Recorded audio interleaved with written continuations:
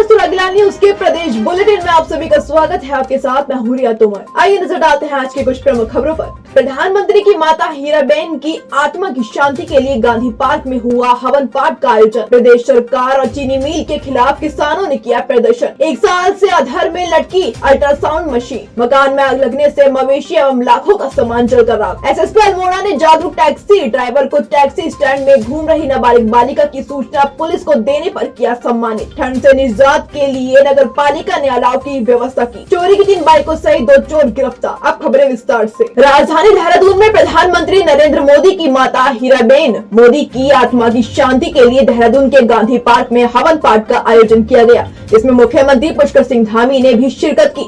इस दौरान सीएम धामी ने कहा कि इस दुख की घड़ी में देश व उत्तराखंड वासी प्रधानमंत्री के परिवार के साथ खड़े हैं। संवाददाता मनोज कुमार की रिपोर्ट। हम सभी पूरे उत्तराखंड वासी सभी लोग इस दुख की घड़ी में माननीय प्रधानमंत्री जी के और उनके परिवार के साथ हैं। स्वर्गीय माता जी को हम सब अपनी श्रद्धांजलि व्यक्त करते हैं, जिन्होंने एक ऐसे पुत्र को जन्मने का काम किया, एक ऐसे पुत्र को आगे बढ़ाने का काम किया, जिसने आज पूरी दुनिया के अंदर भारत का मान सम्मान और स्वाभिमान और पहचान बढ़ाने का काम किया है। वो सारे संस्कार उनको स्वर्गीय माता हीराबेन जी से प्राप्त हुए थे। तो ऐसे समय में हीराबेन जी का शरीर पूरा होना, जहाँ माननीय प्रधानमंत्री जी के लिए दुर्दायी क्षण है, वहीं संपूर्ण देशवासियों के लिए, उत्तराखंड वासियों के लिए, सबके लिए दुर्दायी क्षण है।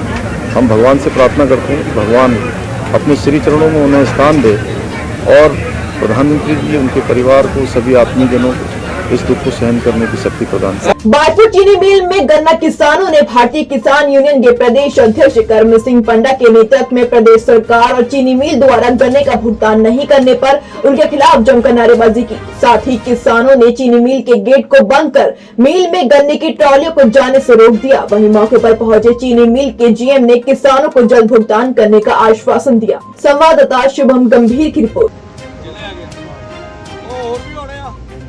बहुत है, चलो।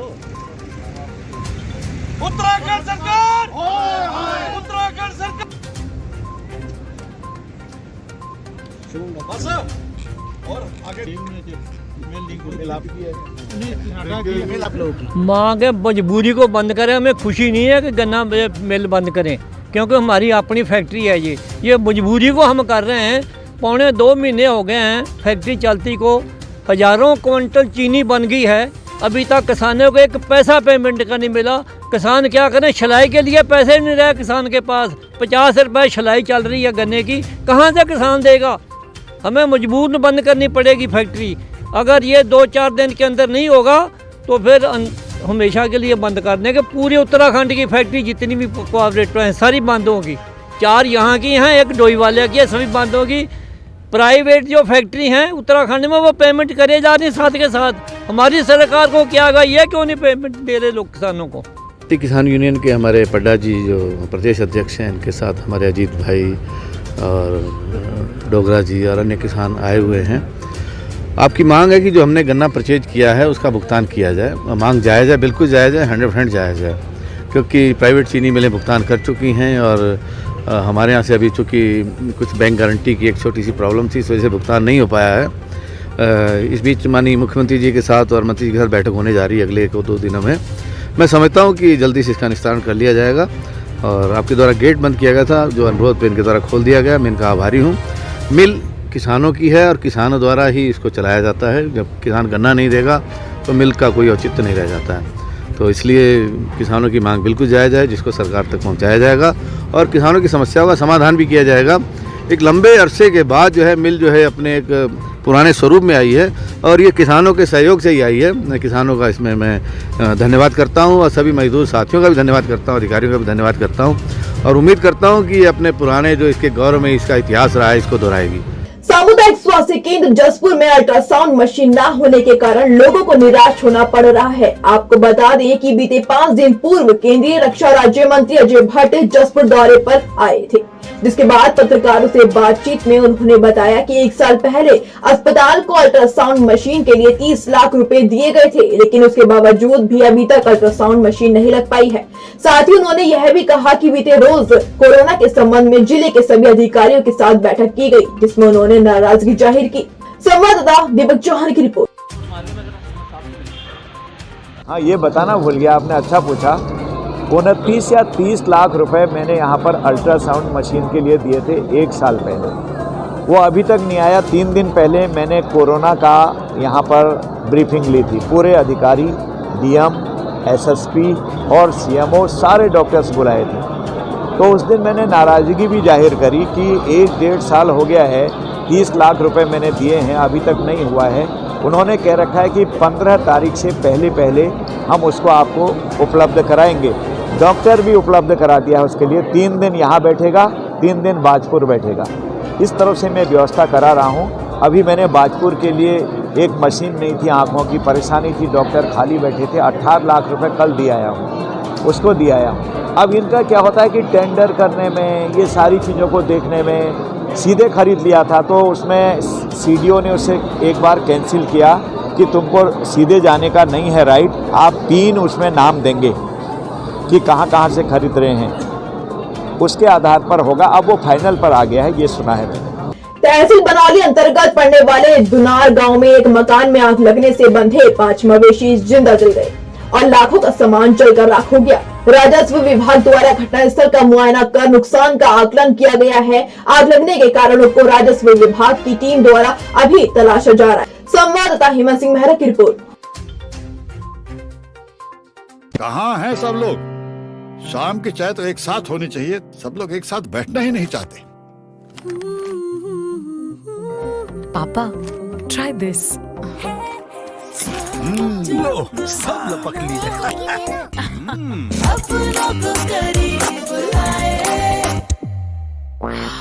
ये क्या हाल कर दिया है रूम का? बस कल से चाय? कल से चाय मेरे रूम में। देवर पान नमकीन। अपनों को करीब।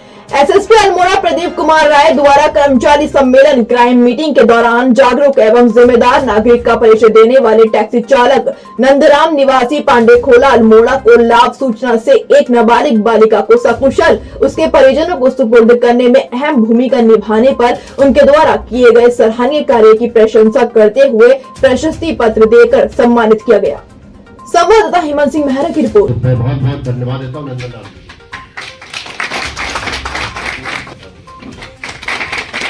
ठंड से निजात दिलाने के लिए रामनगर में नगर पालिका प्रशासन ने चौराहों पर अलाव की व्यवस्था शुरू कर दी है। इतना ही नहीं, स्थानीय लोग भी अपने सौजन्य से अलाव की व्यवस्था करवा रहे हैं ताकि आने जाने वाले यात्रियों व राहगीरों को ठंड से कुछ निजात मिल सके। वहीं स्थानीय लोगों का कहना है कि नगर पालिका द्वारा दिन में भी अलाव की व्यवस्था की जानी चाहिए। संवाददाता कैलाश की रिपोर्ट।